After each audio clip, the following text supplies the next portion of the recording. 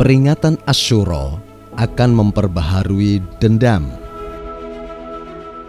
Ada fenomena yang memang terjadi, tapi itu adalah merupakan suatu kejadian yang sudah menjadi takdir, dan para ulama sudah misalnya membahasnya bahwa yang bersalah ya salah, ya, tetapi tidak perlu diperpanjang terus, seperti kematian cucu Nabi SAW, Husain bin Ali.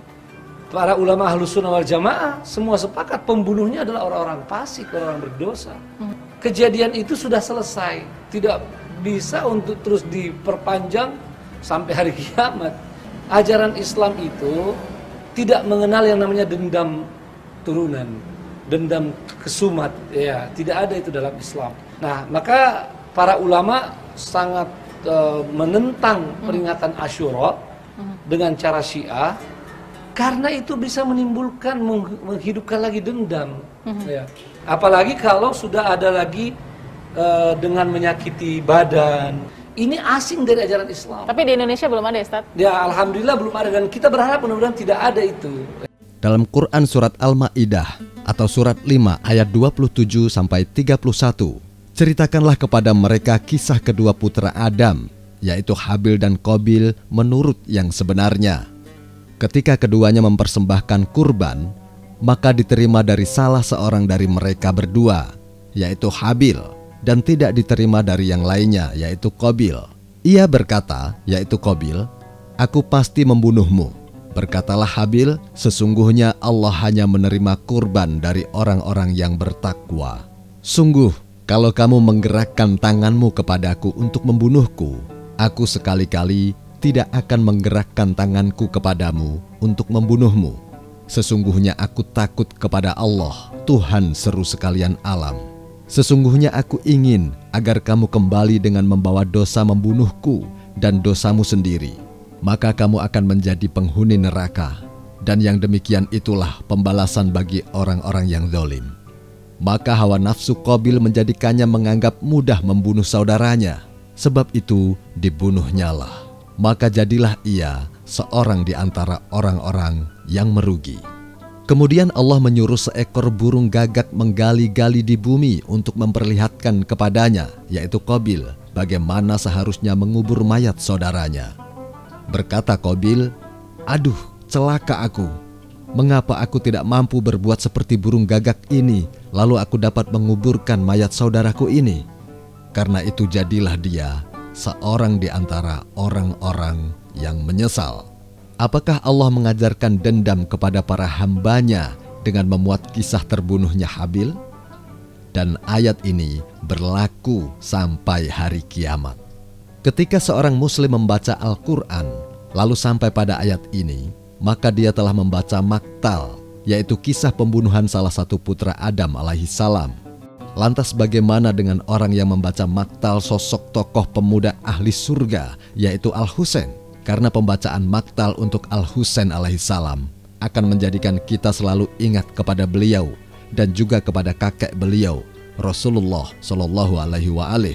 Bukankah Allah Subhanahu Wa Taala telah berfirman di dalam kitab suci Al-Quran, surat 51 ayat 55, "Ingatkanlah, karena mengingatkan itu bermanfaat bagi orang-orang mukmin."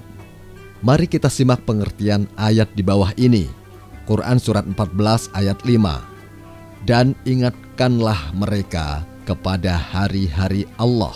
Yang dimaksud dengan hari-hari Allah bukan berkenaan dengan zaman atau masa, tetapi yang dimaksud adalah mengingat peristiwa-peristiwa yang besar di masa lalu. Karena kata hari-hari menerangkan keadaan dari kejadian-kejadian tersebut, baik itu hari kenikmatan atau hari bencana. Sebagaimana makna tersebut dijelaskan dalam kitab Tafsir Al-Fahrur Razi, karya Al-Fahrur Razi, salah satu ulama Ahlus Sunnah, jilid 19, terbitan Darul Fikr, cetakan pertama tahun 1981, halaman 85.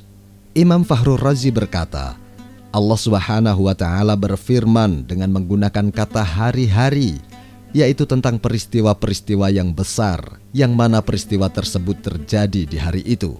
Jika seseorang mengenang peristiwa besar yang pernah terjadi, maka dia telah mengamalkan perintah Allah di dalam ayat ini. Lantas, apakah ada peristiwa yang lebih besar dan tragis dibandingkan pembantaian cucu Nabi Shallallahu Alaihi Wasallam di Karbala, yang mana di dalamnya terdapat banyak pelajaran yang bisa kita ambil? Apakah ketika kita mengenang hari G30 SPKI dan mengenang perjuangan para pahlawan yang berjuang untuk kemerdekaan Indonesia adalah untuk memperbaharui dendam? Apakah ada yang berani menyatakan tidak perlu lagi mengenang atau memperingati hari pahlawan karena sudah menjadi takdir sehingga tidak perlu diperingati lagi? Sungguh sangat-sangat sempit sekali pemikiran orang yang berpendapat seperti itu.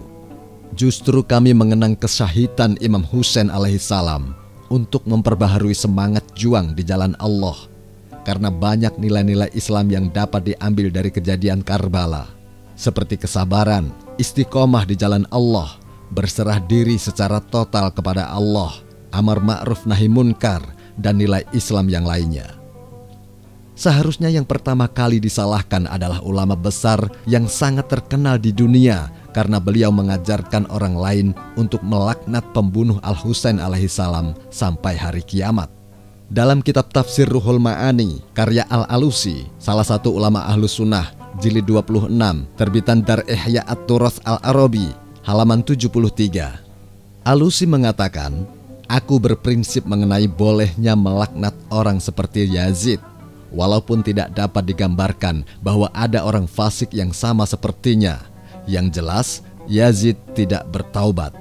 Kemungkinan taubatnya lebih kecil dari imannya. Begitu juga Ibnu Ziyad, Ibnu Sa'ad, dan pasukannya. Semoga Allah melaknat mereka semua, serta orang-orang yang menolongnya, membantunya, dan para pengikutnya, dan juga kepada orang-orang yang cenderung kepada mereka hingga hari kiamat. Mata tidak pernah kering dari duka Aba Abdillahil Husain. Di sini Al-Alusi dengan jelas melaknat para pembunuh Al-Husain alaihissalam sampai hari kiamat.